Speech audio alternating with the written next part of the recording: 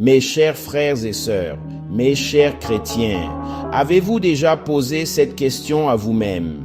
Que signifie vraiment vendre son âme? Non, vendre son âme n'a rien à voir avec des pentagrammes, des contrats ou des démons qui demandent une signature. La façon la plus dangereuse de vendre son âme est silencieuse, quotidienne et volontaire. Certaines des personnes les plus admirées, les plus réussies et les plus bénies que tu connais ont déjà vendu la leur, sans même s'en rendre compte. Et le plus effrayant, tu peux vendre ton âme sans jamais quitter l'Église. Parlons de ce que signifie vraiment vendre son âme avant que tu ne le fasses sans le savoir. Cette vidéo n'est pas faite pour te divertir, elle est faite pour te protéger parce que la culture a transformé vendre son âme en blague, tout en entraînant discrètement toute une génération à le faire. Quand on parle de vendre son âme, les gens imaginent la gloire, l'argent, le pouvoir, un pacte sombre dans une pièce secrète, mais ce n'est presque jamais comme ça que ça se passe. L'ennemi n'a pas besoin de contrat, il lui suffit d'obtenir la permission. Vendre son âme n'est pas un acte spectaculaire. C'est une suite de petits compromis qui finissent par redéfinir qui tu es.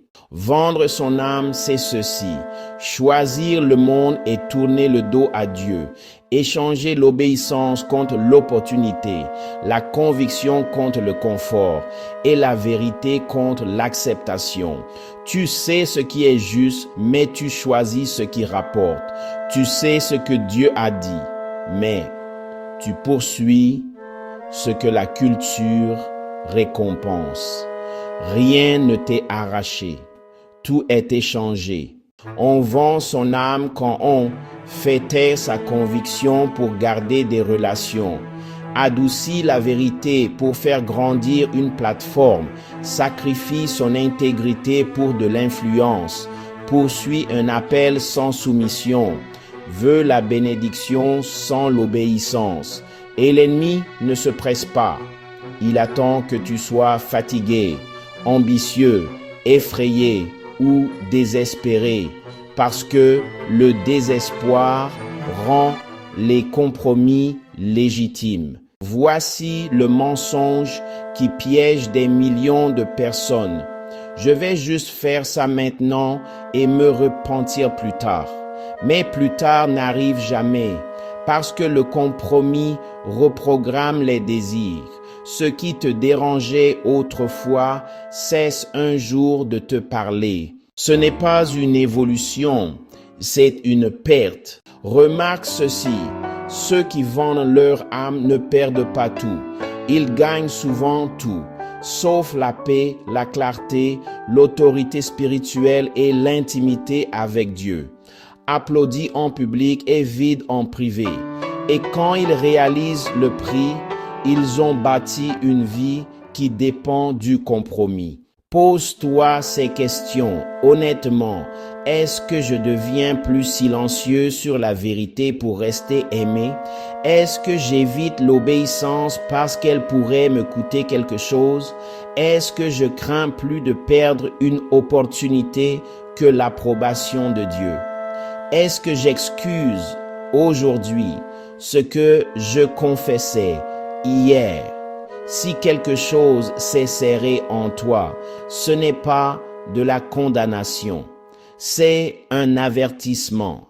Voici l'espérance, on ne vend pas son âme en un instant et on ne la récupère pas non plus en un instant. Chaque acte d'obéissance la rachète.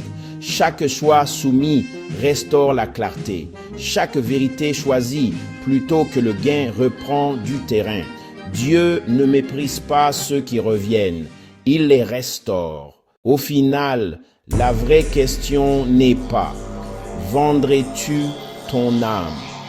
mais « contre quoi es-tu en train de l'échanger aujourd'hui ?»